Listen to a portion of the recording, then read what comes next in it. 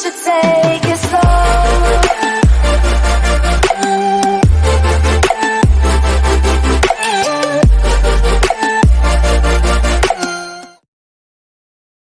안녕하세요. 저는 남편과 선을 보고 결혼했습니다. 남편은 외동아들로 아버님도 일찍 돌아가셔서 어머님 혼자 계셨었어요. 그래서 결혼 전부터 늘 남편은 엄마가 제발 가까이 살고 싶다 라고 이야기를 했기에 저희는 같은 아파트 같은 동으로 들어갔고 바로 같은 라인의 밑에 층으로 들어갔습니다.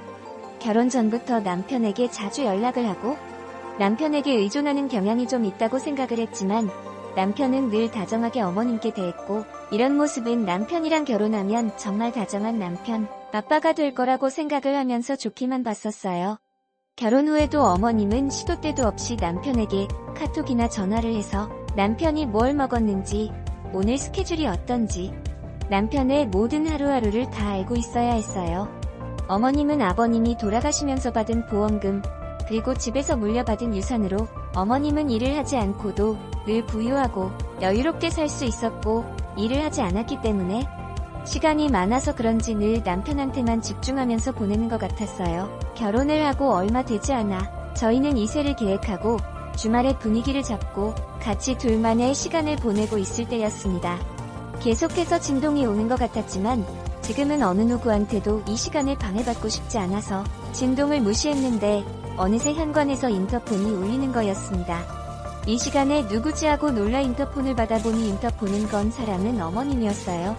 어머님은 본인이 지금 너무 아프다고 자기를 데리고 병원에 데려가 달라고 하는 거였어요. 그때는 너무 놀라기도 하고 걱정하면서 바로 어머님한테 갔어요. 그리고 저희는 응급실에 다녀왔고 어머님은 병원에서는 딱히 문제가 없으니 일단 집에서 안정을 취하라고 했어요.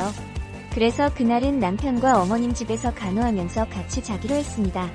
저는 어머님이 드실 죽을 끓이기 위해 부엌에 있었고 어머님과 남편은 안방에 있었는데 방 안에서 그 두 사람은 조용했어요.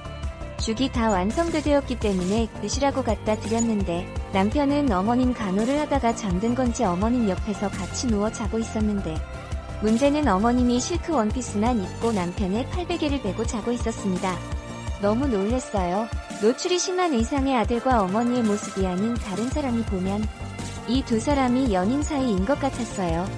남편은 조심히 깨웠습니다.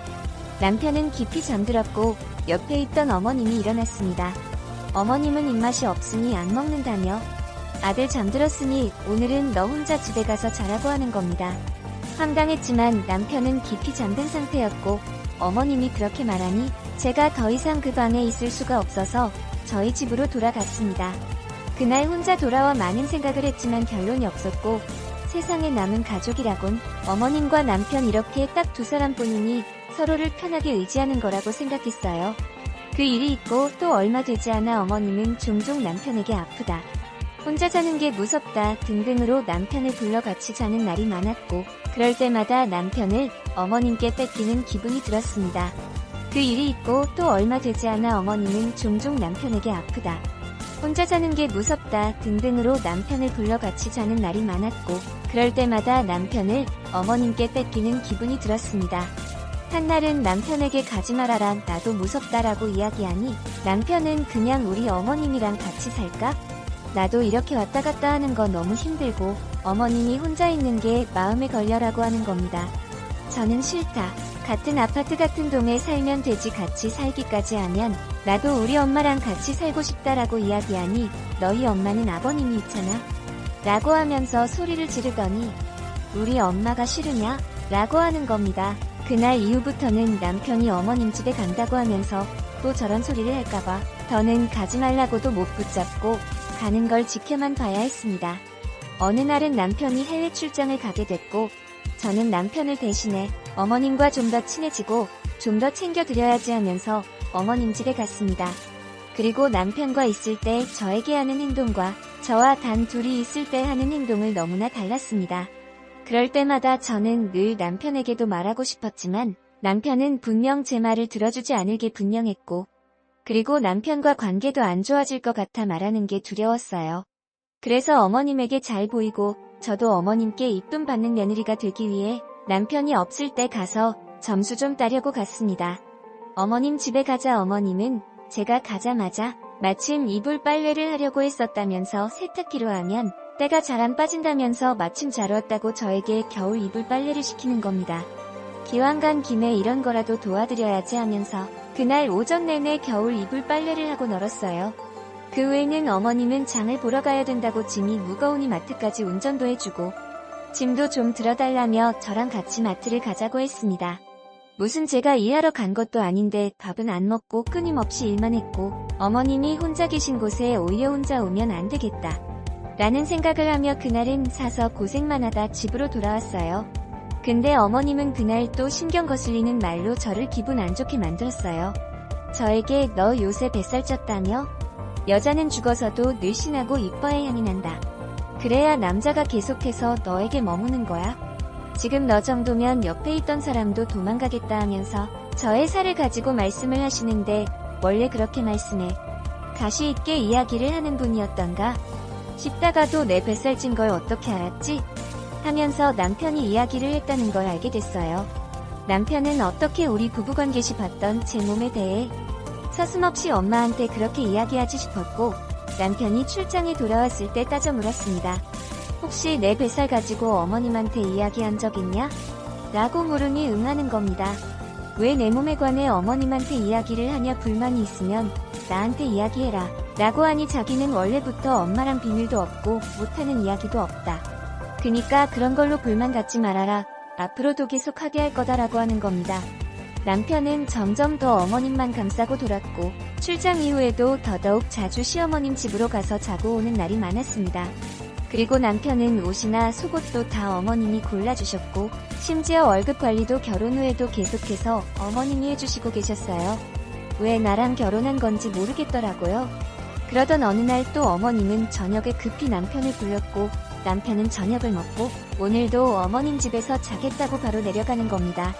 그날은 정말 이상하게 따라가 보고 싶어져 따라갔습니다. 바로 위층이라 남편은 슬리퍼를 끌고 계단을 통해 올라가 어머님 집에 들어갔고 어머님은 아들이 비번을 치고 들어가자 바로 포옹을 하면서 아들 볼에 뽀뽀를 하는 겁니다.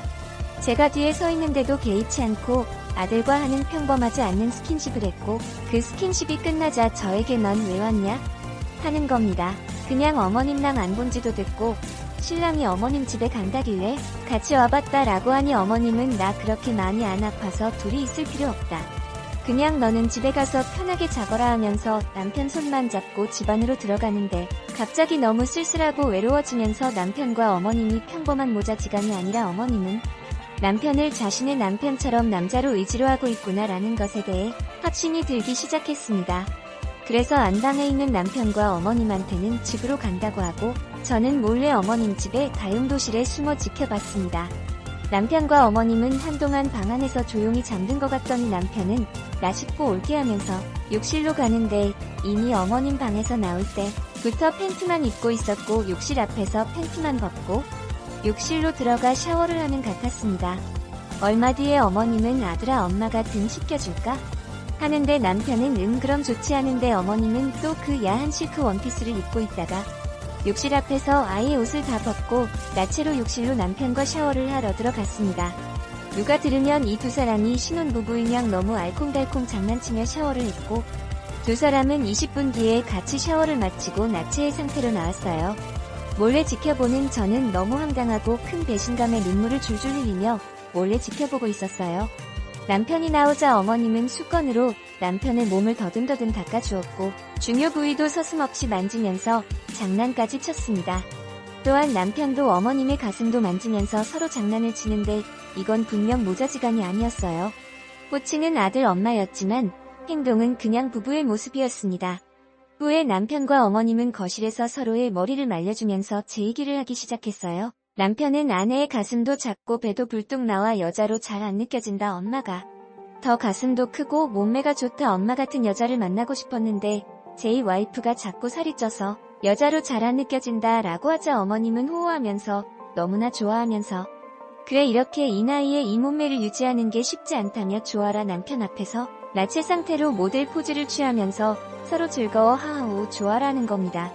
다용도실에서 남편에게 속은 배신감에 벌벌 떨면서 울고 있던 저는 더 이상 듣고 있자니 제 처지가 너무 불쌍하고 숨어있을 필요가 없다고 생각이 들어 다용도실 문을 확 열고 나갔습니다. 두 사람은 너무 놀라 소스라쳤고 저는 소리를 고래고래 지르면서 나도 너 같은 놈하고 하는 게 얼마나 고역이었는 줄 알아? 너 잠자리 매너 완전 꽝이야. 그리고 너 같은 놈은 저런 늙은 여자랑 하면 돼. 너의 잠자리 체력은 딱 저 정도야. 너랑 저 여자랑 제정신이니? 너네가 정말 모지지간이고 생각해? 이 미친 것들, 간통죄로 고소할 거야. 너랑은 끝이야. 하면서 뒤도 안 돌아보고 나왔어요. 나오기 전에 핸드폰으로 두 사람이 나체로 벗을 모습도 증거로 찍어놨습니다. 정신 나간 두 사람과는 더 이상 안 보고 위자료 받고 편하게 솔로로 살 겁니다.